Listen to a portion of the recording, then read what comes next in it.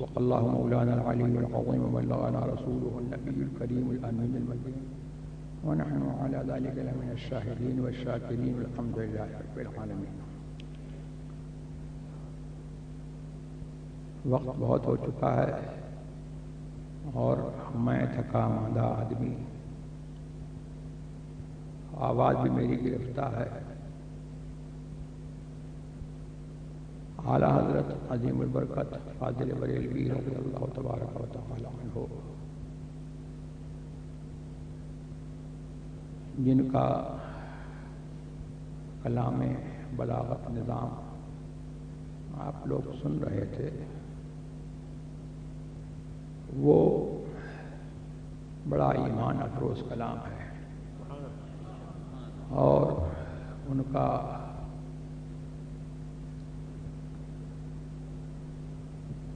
کلام بھی ایمان افروز ہے، شعر بھی ان کا ایمان افروز ہے، نظم بھی ان کی ایمان افروز ہے اور ان کی نثر بھی ایمان افروز ہے، اور وہ خود ایمان کی اور ایمان والوں کی پہچان ہے. اسی لیے مسلک اعلیٰ حضرت بولا جاتا ہے تو مسلک اعلیٰ حضرت کوئی اس لحاظ سے نہیں بولا جاتا کہ اعلیٰ حضرت نے کوئی نیا دین ایجاد کیا، بلکہ مسلک اہل سنت کا دوسرا نام مسلک اعلیٰ حضرت ہے. اعلیٰ حضرت عظیم البرکت فاضل بریلوی رضی اللہ تبارک و تعالی عنہ نے اپنی اس لاجواب نعت میں، پورے دیوان میں ان کی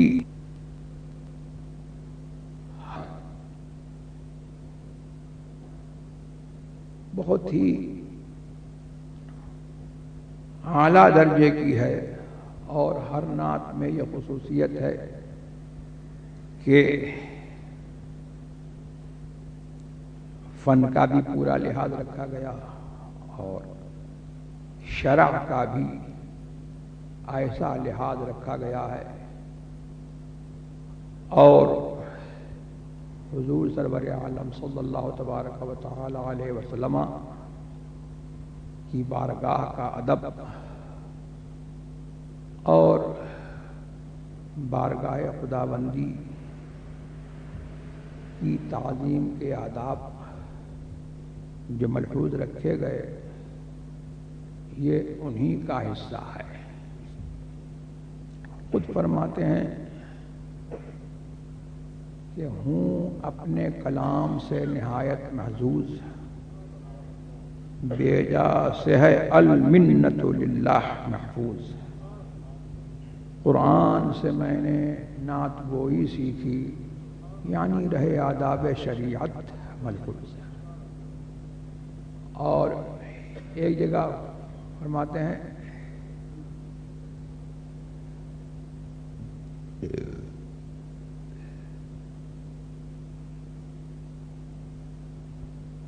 وہ شعر میں بھول گیا، بہرحال تو اعلیٰ حضرت عظیم البرکت فاضل بریلوی رضی اللہ تبارک و تعالی عنہ نے شاعری محض شاعری کے لیے نہیں کی، بلکہ قرآن و حدیث کی ترجمانی اور دین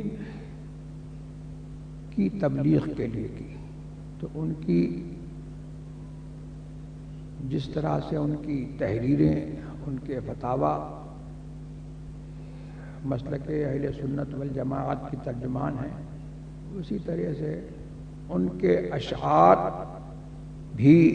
مسلک اہل سنت والجماعت کے ترجمان ہیں. ایک سنی کو کیا عقیدہ رکھنا چاہیے اور اس کا دنیا میں آنے کا مقصد کیا ہے، دنیا میں وہ کیوں آیا، اس کو زبان کس لیے دی گئی، اس کے جسم میں جان کیوں ڈالی گئی، اور دنیا میں رہنے کا کیا مقصد ہے، اور موت کے بعد زندہ ہونے کا جو عقیدہ برحق ہے اس کی کیا حکمت ہے. تو اعلیٰ حضرت یہ فرماتے ہیں کہ دہن میں زباں تمہارے لیے، دہن میں زباں تمہارے لیے اور بدن میں ہے جان تمہارے لیے، اور ہم آئے یہاں تمہارے لیے، اٹھیں بھی وہاں تمہارے لیے۔ یہ ہے مسلک اعلیٰ حضرت، اور یہی جو ہے بعین ہی مسلک اہل سنت ہے۔ اسی کو ایک جگہ اور فرماتے ہیں کہ وہی آنکھ ان کا جو منہ تکے، وہی لب جو محو ہو نعت کے، اور وہی دل جو ان کے لیے جھکے، وہی سر جو ان پہ نثار ہے۔ بہت سے نعت خواں جو ہے اس طریقے سے پڑھ دیتے ہیں کہ وہی سر جو ان کے لیے جھکے، وہی دل جو ان پہ نثار ہے۔ اعلیٰ حضرت عظیم البرکت فاضل بریلوی رضی اللہ تبارک و تعالی عنہ کی شاعری میں اوروں کی شاعری میں جو ہے یہی فرق ہے۔ اعلیٰ حضرت اسی عظیم اور لاجواب اپنی نعت میں جو ہے ایک جگہ یہ فرماتے ہیں کہ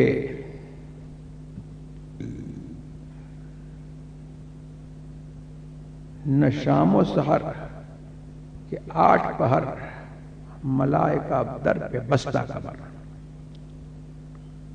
نہ شام و سحر بارگاہ رسول کا نقشہ کھینچ رہے ہیں کہ وہ بارگاہ رسول کیسی بارگاہ ہے کہ اس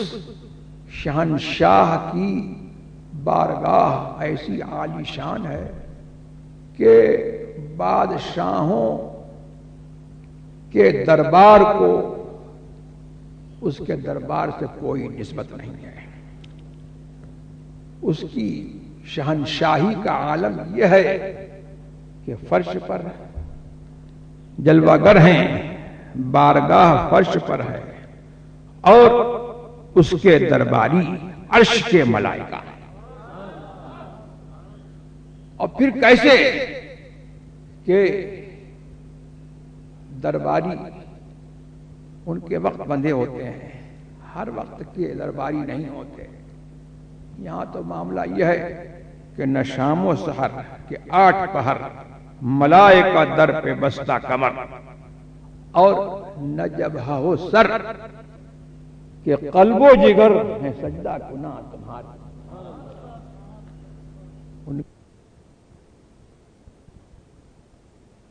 اس کو جو ہے کسی کی تعظیم کے لیے، یہ تو خاص اللہ تبارک و تعالی نے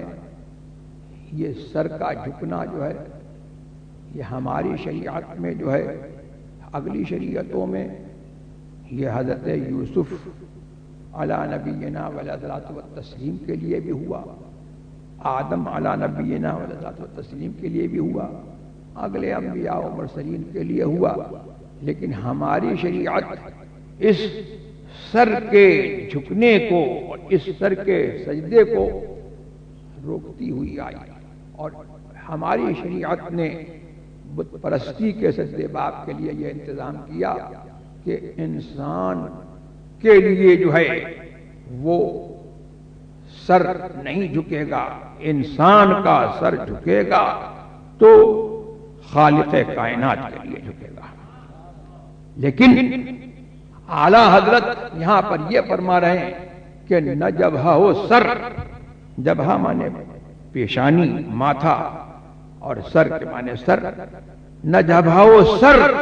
کہ قلب و جگر ہے سجدہ کنا تمہارے۔ اور دوسری جگہ اور فرماتے ہیں کہ اے شوق دل یہ سجدہ گر ان کو روا نہیں، اے شوق دل یہ سجدہ گر ان کو روا نہیں، اچھا وہ سجدہ کیجے کہ سر کو خبر نہ ہو، اچھا وہ سجدہ کیجے کہ سر کو خبر نہ ہو۔ تو یہ سجدہ دل کا سجدہ جو ہے وہ کیسا سجدہ ہے کہ اگر یہ نہ ہو تو سر کے سجدے کا کوئی اعتبار نہیں۔ وہابی کو اس سر کے سجدے پر بڑا ناز ہے، لیکن دل کا جھکاؤ اور دل کا سجدہ جو ہے اللہ تبارک و تعالی نے محمد الرسول اللہ کے لیے مخصوص کیا ہے۔ اسی لیے تو ایک جگہ اور کہتے ہیں کہ سر سوئے روضہ جھکا پھر تجھ کو کیا، سر سوئے روضہ جھکا پھر تجھ کو کیا، دل تھا ساجد نج دیا پھر تجھ کو کیا۔ اور خودی کے عالم میں، ہوش کے عالم میں یہ سجدہ روا نہیں ہے، لیکن اگر محبت میں عالم یہ ہو جائے کہ بے خودی طاری ہو جائے تو فرماتے ہیں کہ بے خودی جس پر طاری ہو جائے اس پر قلم نہیں چلتا۔ بے خودی میں سجدہ در یا توا جو کیا اچھا پھر تجھ کو کیا۔ تو اعلیٰ حضرت کی شاعری جو ہے وہ محض جذبات کی ترجمانی نہیں ہے، بلکہ یہاں پر معاملہ یہ ہے کہ جذبات پر بھی مصطفیٰ کی شریعت کا پہرا ہے، اور جو جذبات شاعری کے پیکر میں ادا ہو رہے ہیں ان پر بھی مصطفیٰ کی شریعت کا پہرا ہے۔ یہ ہے اعلیٰ حضرت۔ تو اعلیٰ حضرت رضی اللہ تبارک و تعالی عنہ اپنی شاعری میں بھی مسلک اہل سنت کی پہچان ہے، اور اللہ نے ان کو یہ مرتبہ عطا فرمایا کہ ان کی زندگی کا ہر گوشہ مسلک اہل سنت کی پہچان ہے۔ تو اعلیٰ حضرت کو یہ انعام اس لیے ملا، یہ انعام اس لیے ملا کہ انہوں نے اپنا سب کچھ دین کے لیے قربان کر دیا، اور وہ بے نام و نشان اور گمنام ہونے کے جذبے سے وہ اس دنیا میں رہے، اور جب دین کی خدمت میں انہوں نے اپنے آپ کو اپنی کوشش بھر مٹایا تو اللہ تبارک و تعالی نے ان کو یہ انعام عطا فرمایا کہ اس کا دین، رسول اللہ کا دین اعلیٰ حضرت کے نام سے پہچانا جائے۔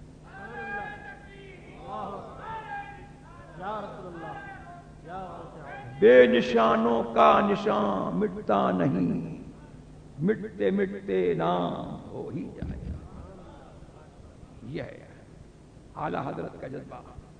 اس سچے جذبے کا آج یہ ہم کرشمہ دیکھ رہے ہیں کہ اعلیٰ حضرت جو ہے ہر سنی کے دل میں جو ہے اعلیٰ حضرت بسے ہوئے ہیں، اور اعلیٰ حضرت کی محبت خوش عقیدہ مسلمانوں کی پہچان ہے، اور اعلیٰ حضرت کا نام مسلک اہل سنت کی پہچان ہے۔ تو ان کی شاعری سے شغف رکھنا اور ان کے اشعار کو پڑھنا جو ہے یہ نہایت برکت کی بات ہے اور نہایت اچھی بات ہے، اور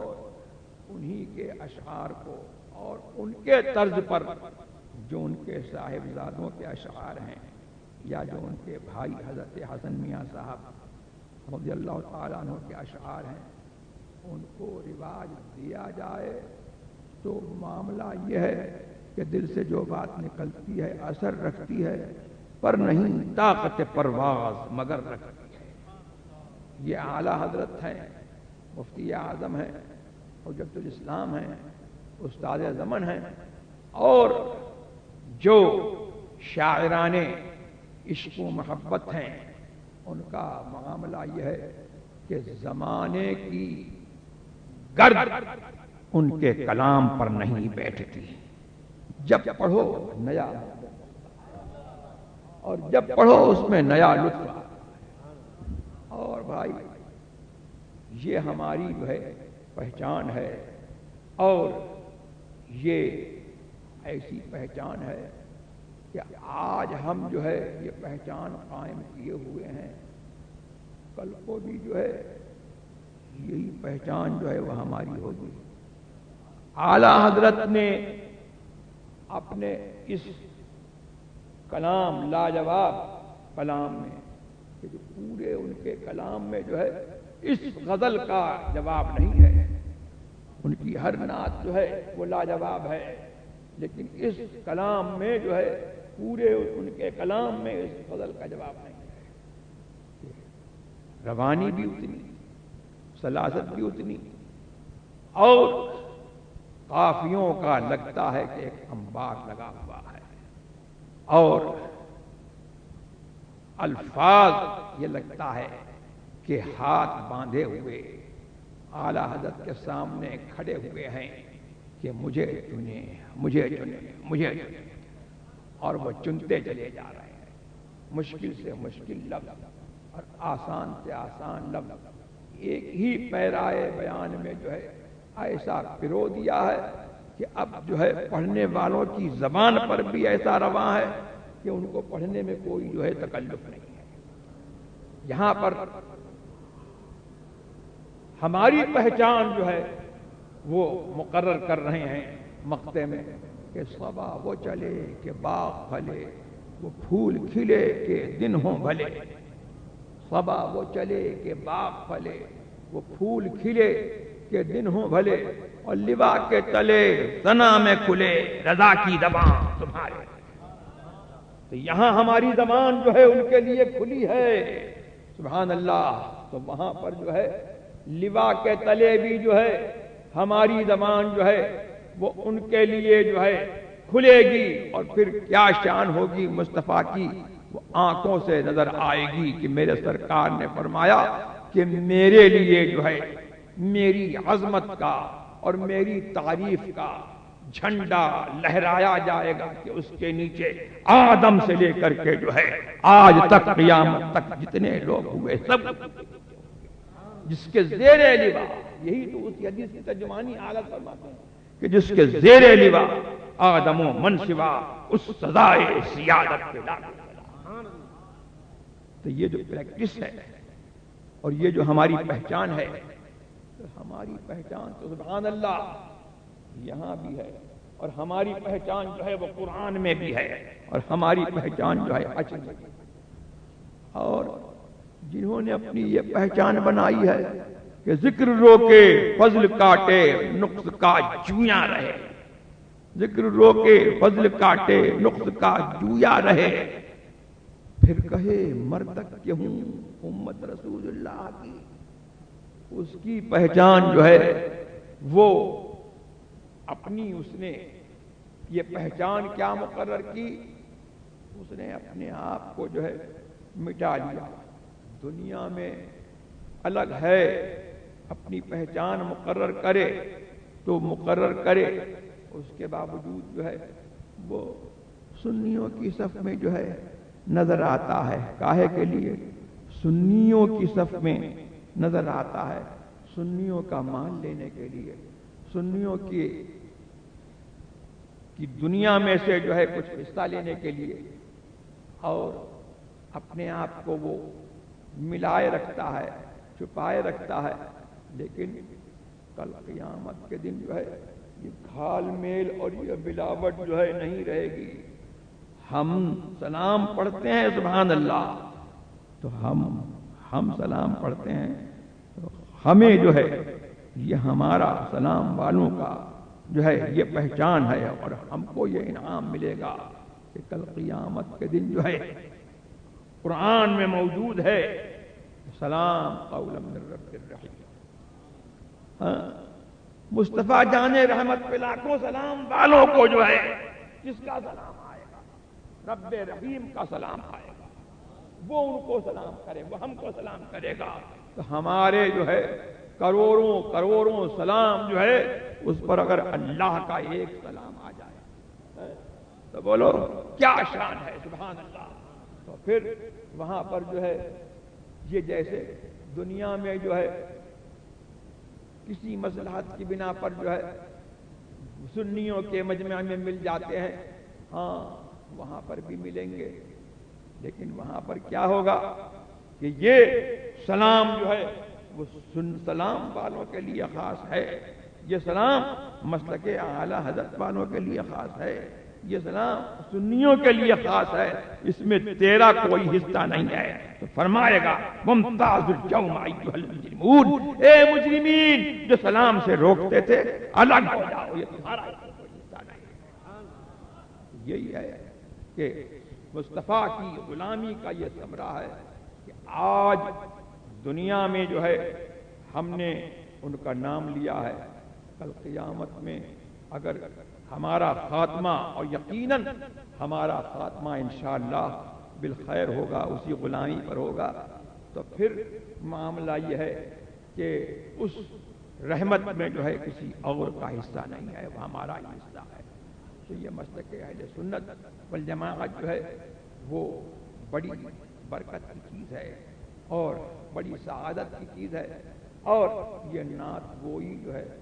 یہ ہماری اور آپ کی جو ہے وہ پہچان ہے، جو پہچان اللہ تبارک و تعالیٰ نے ہماری جو ہے قرآن میں مقرر فرمائی،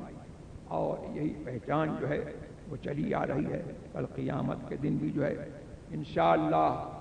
آج ہم جو ہے یوں عرض کر رہے ہیں کہ مصطفیٰ علیہ السلام کا جلوہ ہمارے سامنے نہیں ہے، ہم ان کو نہیں دیکھ رہے ہیں، لیکن یقیناً وہ ہم کو دیکھ رہے ہیں، لیکن کل انشاءاللہ ان کے سامنے جو ہے ہم عرض کریں گے، صبا وہ چلے کہ باغ پھلے، وہ پھول کھلے کہ دنوں بھلے، لوا کے تلے ثنا میں کھلے ہماری زبان۔ وآخر دعوانا